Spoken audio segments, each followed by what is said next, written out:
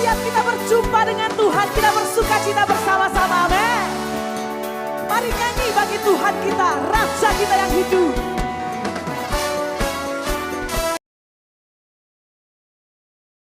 Yang kiranya telah terjadi.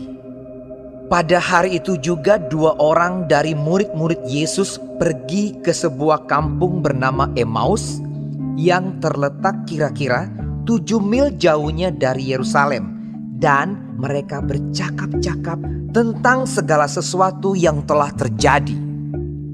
Ketika mereka sedang bercakap-cakap dan bertukar pikiran, datanglah Yesus sendiri mendekati mereka, lalu berjalan bersama-sama dengan mereka. Tetapi ada sesuatu yang menghalangi mata mereka, sehingga mereka tidak dapat mengenal Dia. Yesus berkata kepada mereka, "Apakah yang kamu percakapkan sementara kamu berjalan?" Maka berhentilah mereka dengan muka muram. Seorang dari mereka, namanya Kleopas, menjawabnya, "Adakah engkau satu-satunya orang asing di Yerusalem yang tidak tahu apa yang terjadi di situ pada hari-hari belakangan ini?" Katanya kepada mereka. "Apakah itu?" Jawab mereka, "Apa yang terjadi dengan Yesus orang Nazaret? Dia adalah seorang nabi yang berkuasa dalam pekerjaan dan perkataan di hadapan Allah dan di depan seluruh bangsa kami. Tetapi imam-imam kepala dan pemimpin-pemimpin kami telah menyerahkan dia untuk dihukum mati, dan mereka telah menyalibkannya. Padahal kami dahulu mengharapkan bahwa dialah yang datang untuk membebaskan bangsa Israel. Tetapi sementara itu telah lewat 3 hari sejak semuanya itu terjadi. Tetapi beberapa perempuan dari kalangan kami telah mengejutkan kami. Pagi-pagi buta mereka telah pergi ke kubur dan tidak menemukan mayatnya. Lalu mereka datang dengan berita bahwa telah kelihatan kepada mereka malaikat-malaikat yang mengatakan bahwa ia hidup. Dan beberapa teman kami telah pergi ke kubur itu dan mendapati bahwa memang benar yang dikatakan perempuan-perempuan itu, tetapi dia tidak mereka lihat."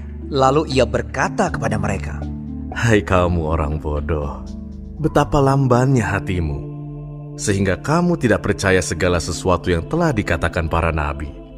Bukankah Mesias harus menderita semuanya itu untuk masuk ke dalam kemuliaannya?" Lalu ia menjelaskan kepada mereka apa yang tertulis tentang Dia dalam seluruh kitab suci, mulai dari kitab-kitab Musa dan segala kitab nabi-nabi. Mereka mendekati kampung yang mereka tuju, lalu ia berbuat seolah-olah hendak meneruskan perjalanannya.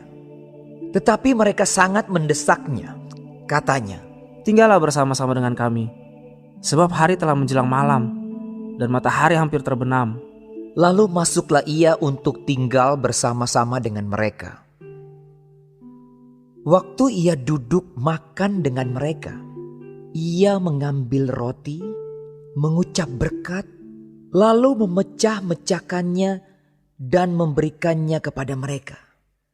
Ketika itu terbukalah mata mereka dan mereka pun mengenal Dia, tetapi ia lenyap dari tengah-tengah mereka. Kata mereka seorang kepada yang lain, "Bukankah hati kita berkobar-kobar ketika ia berbicara dengan kita di tengah jalan dan ketika ia menerangkan kitab suci kepada kita?" Lalu bangunlah mereka dan terus kembali